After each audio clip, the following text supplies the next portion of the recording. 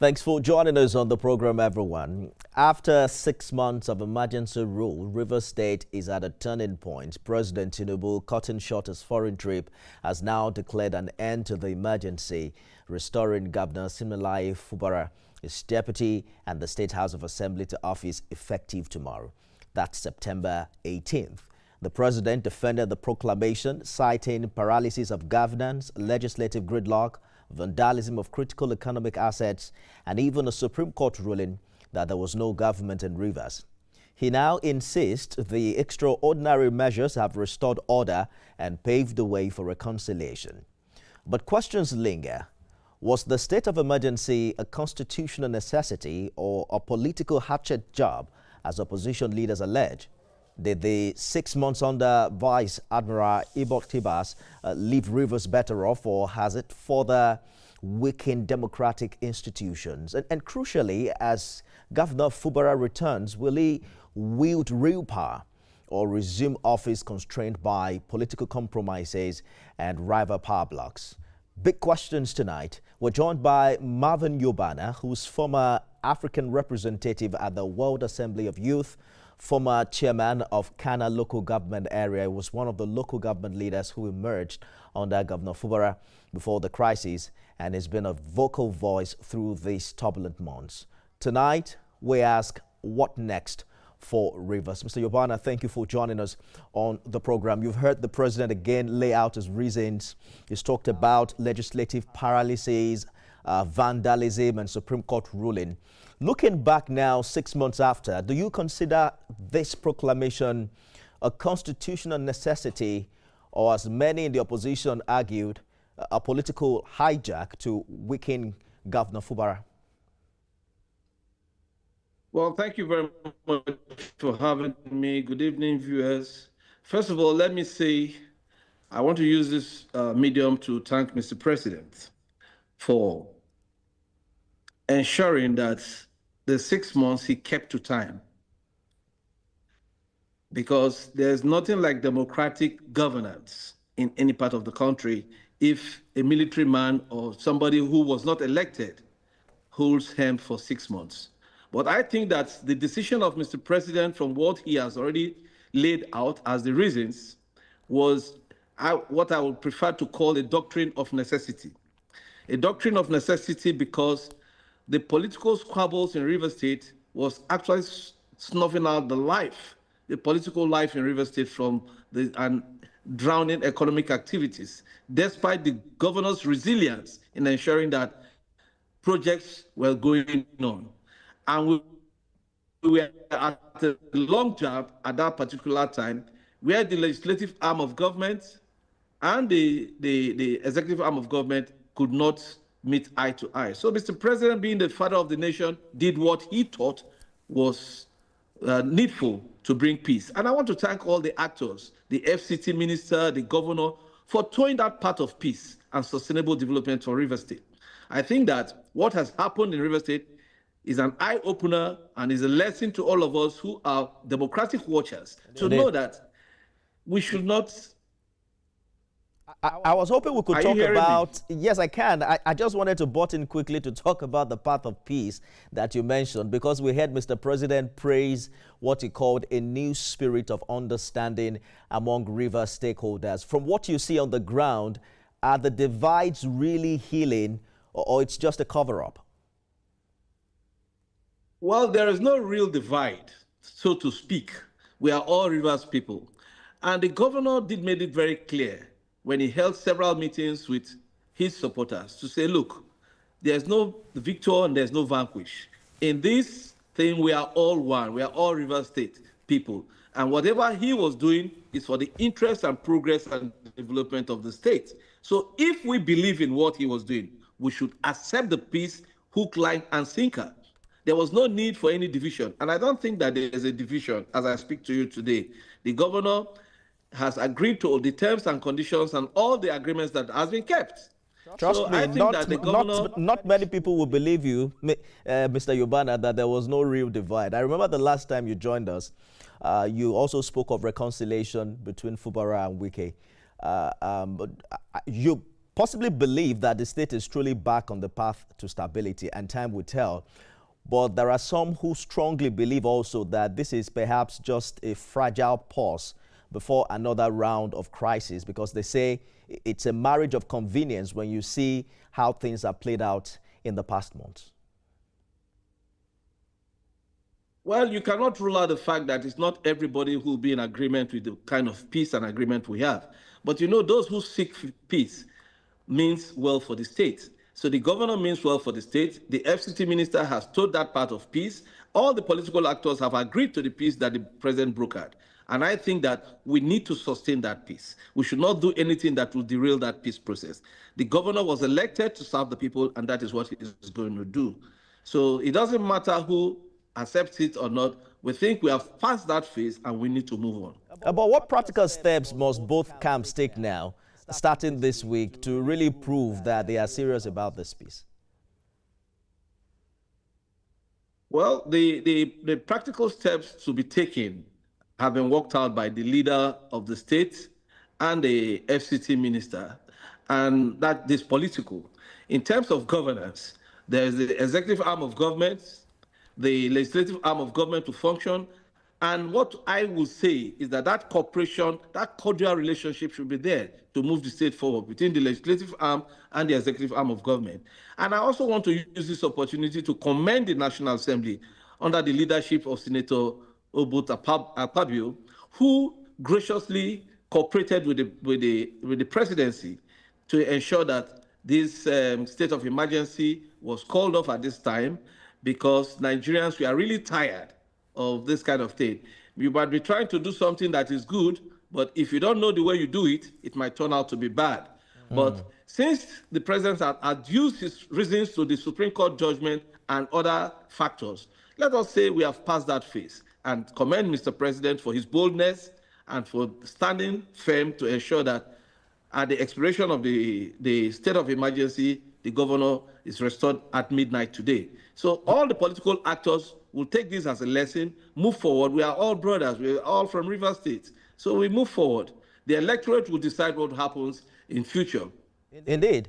Governor Fubara resumes office tomorrow. The big question, however, is, does he return with his full constitutional authority, or has this 6-month peace deal that eventually returned him to power stripped him of real powers, as opposition leaders like Tony Cole has warned? That the governor has been stripped of any power. The president has the governor has his full powers. The constitution protects him.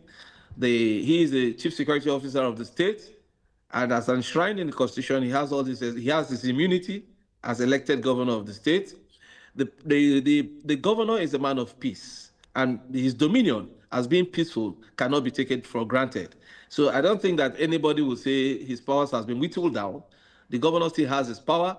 He respects his benefactor, the FCT minister, and told all of us to respect him, and that nobody should say any derogatory statement or word against anybody in the state. He respects I agree elders, with you he to the respects extent constituted of his... but that does not mean that his power is whittled. I agree with you to the extent of his constitutional power, but what about the political structure in Rivers and his political power? With the recent local government election, it appears that that structure has now been reworked, you know, from what it used to be. You were a former local government chairman yourself, and you understand what happened during that election. Yeah, but you see, the power actually lies with the people, except where there's no true democracy. So if the people are not happy, for instance, in my local government, for instance, and I'm elected, the people have a right to approach, follow the constitutional means of taking me out. So I don't think that the structure we will talk about is the people of River State.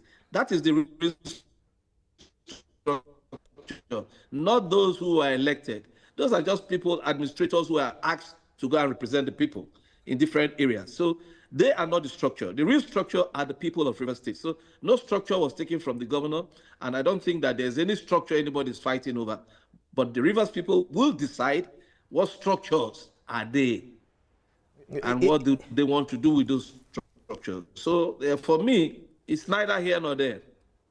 You still believe that Governor Fubara has the political capital at the grassroots to assert himself outside the agreement is had to return. But if you're advising him today, what's the first decision you think Mr. Governor must make to re-establish his authority tomorrow? Well, I cannot advise him on what to do. The governor came prepared. He told Rivers people what he wanted to do. In fact, he was one of the few governors who had a blueprint printed and distributed to all sectors of the state. You know, and they have what the governor promised. He has started ruling them out before this emergency issue came on board. And the governor is ready to go ahead with that. All he needs to do is to address the Rivers people, tell them what he expects, and tell them what is ahead, and that's all. The governor has there's no guideline for how the governor will operate. He is elected. Until his tenure expires, that is when we can start talking about all those things. He was elected for a purpose, and his duty is to deliver on those promises to the people of Rivers State. APC is now openly wooing Governor Fubara. PDP is saying he shouldn't make that move. Opposition figures are asking that the interim government for the past 6 months be probed, and that the man should make account as regards what he did with Rivers money. You know, even before today, the APC in Rivers was openly wooing Governor Fubara. Should he even consider it?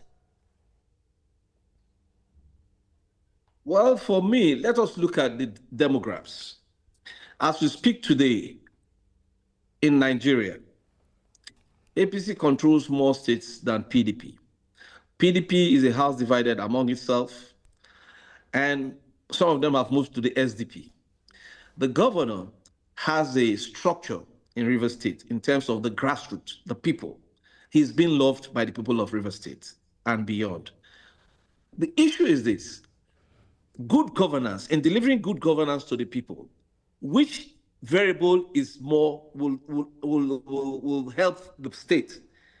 The projects and administration of Bola Ahmed Tinubu, does it favor the people of Rivers State? If yes, the governor has no reason not to join the APC.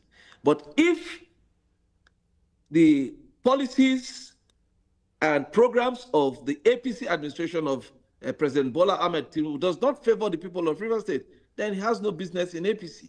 These are the options before the governor to weigh and before the Rivers people to decide. And I know that whatever the governor tells the people who are his true supporters, they will follow him, no matter which party he decides to join.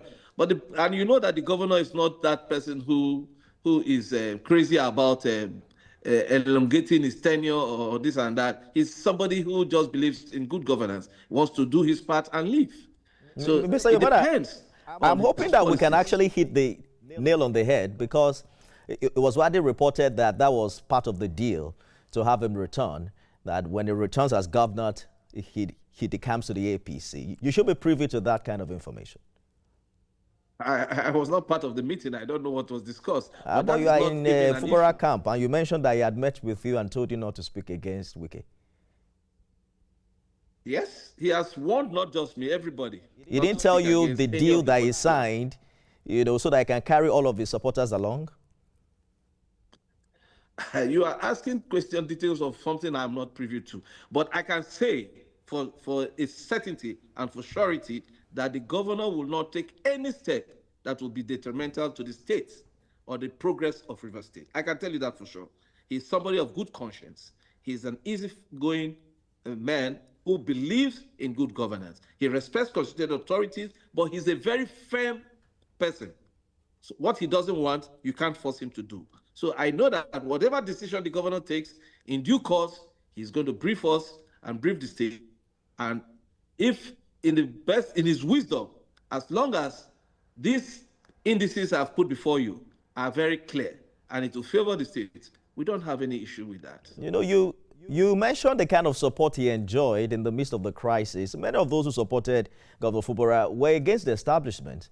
I mean, the same APC that he's now likely to join. You don't think they will feel offended? Because the same party you're talking about went for his jugular earlier this month. They didn't want to see him face. In fact, they asked him to resign. And then it's now suddenly become convenient to have him join the ruling party? The governor has not said he's joining the APC.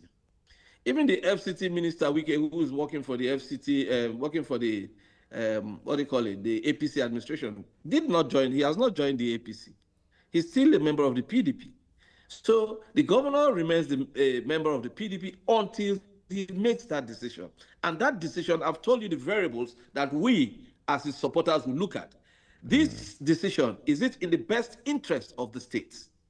Will it favor the state economically and otherwise? That is the only criteria the governor believes in. And the policies of the current president, does it favor the people of Rivers State? Are the Rivers workers being paid at when due? Does the state have its fair share of the allocation, which the state, of course, provides the lion's share of it? If these indices are very clear, the governor has no thing joining this party or joining. These are just associations and vehicles for canvassing votes. But it doesn't change the person. It doesn't change his policies. It does change his principles as a man. So I'm not saying that he should join APC. I'm not saying that he shouldn't join APC. I'm saying that the variables are there, what the governor will look at, and I am sure that Governor Fubara will not take any decision that will be detrimental to the people of Rivers State. I know him. He will not do that. Well, we'll get back to that shortly, but let's talk about the Vice Admiral, who had earlier claimed that he saved billions for Rivers during the 6 months. Opposition parties and civil groups are now demanding a forensic audit. Do you support a public probe into his stewardship? Well, you know, the man who came here, Abbas, like you mentioned, he came on an assignment. It was a duty. He was called to come and perform. He's performed his duty, he's rounded up, he has left. It is when the governor takes over, if there are issues, if the documents and the records of governance are not complete, the governor has the prerogative to ask for them to look into the books if necessary. These are not issues of where civil society will call for it or others. We're not witch hunting anybody. But the point is that Rivers money is meant for Rivers people and to be spent in Rivers State. So I am not the accountant general or the commissioner for finance or whoever will look into that document or whatever. If he said he saved money for Rivers State, well, so be it. But all Rivers people know the amount of money that the governor left before the state of emergency.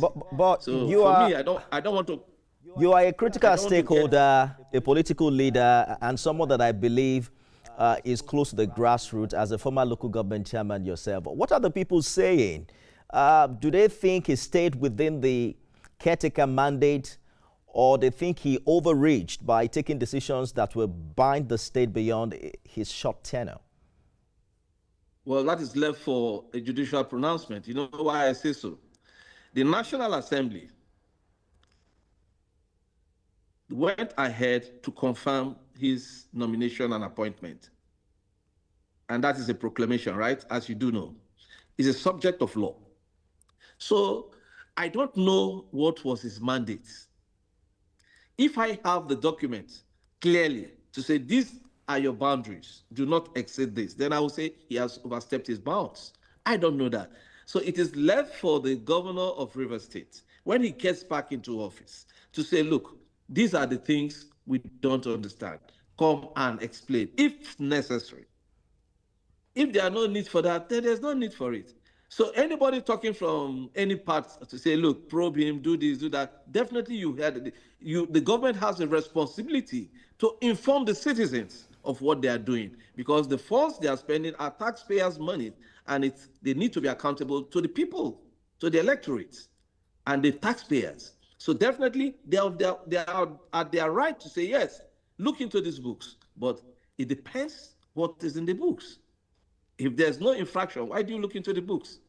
So these are issues that I cannot procrastinate to say, look, yes, the governor will do this or do that. It doesn't work that way. Besides that, Let us understand and put this into context. This thing the president did was like saving a very bad situation. You know that the legislators were moving for impeachment before the state of emergency from the explanation of Mr. President and even the FCT minister. You understand? So if he tried to save a bad situation, it would take time for all the dust to settle to say, look, man, where did we get it wrong? What is going on? So that reconciliation process will take place. All I am saying is that the legislative arm of government should have a harmonious working relationship with the executive arm of government and move the state forward. That is all. It don't matter if you're in APC or PDP or any other party. The first thing is Rivers first, and that is the governor's mantra. That is even messed up now because we can hardly tell which is APC or PDP with the last election. We saw an unusual marriage of convenience to have those leaders emerge. I mean, very interesting. Perhaps in the coming months, we'll be able to identify which is APC or which is PDP. But I agree with you that a lot of healing has to take place, considering the things that have been said. Even the House of Assembly that was initially divided, we need to see the 3 or 4 people now return. How will they be welcomed? But what is your expectation? Do we expect Mr. Governor to now represent this year's budget before this House of Assembly? I don't know if he has to represent, but you know that the state has been working. So if the state has been working, the National Assembly did pass a budget. And you know what the Constitution says. If there's a crisis in the Assembly, the National Assembly can take over the workings of the State Assembly. You know that. So and the budget was presented to them by the presidency. And it was passed and assented into law. So would you reverse the statement?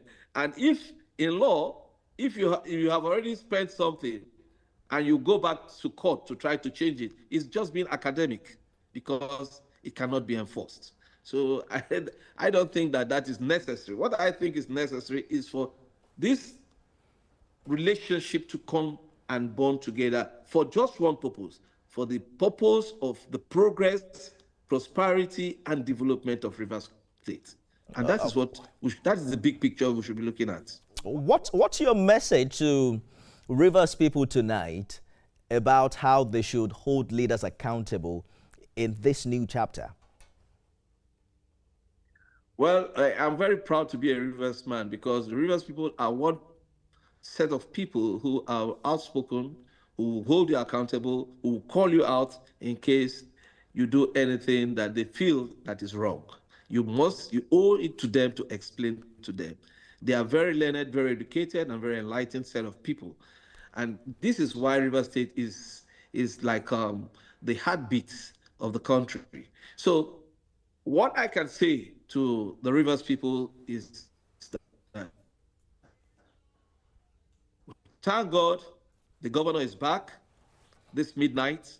Rivers people should come all out and welcome him, cooperate with him as before, and stop throwing tantrums here and there. Let us slow down the hate and move on as one people from this. Let us open up a new page of peace, sustainable growth and development in Rivers State, and our full support for the governor of the state, working together harmoniously with the FCT minister, even with the National Assembly and the president, to ensure that the good governance we ask for, we can get it fully in the state.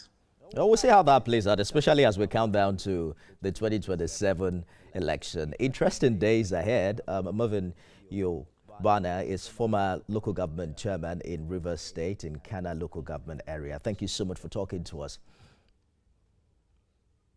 Thank you very much. That's our show today, everyone. Thank you for being a part of it. You can watch it again at midnight and 6 a.m. tomorrow. I am Nifemi Oguntoye.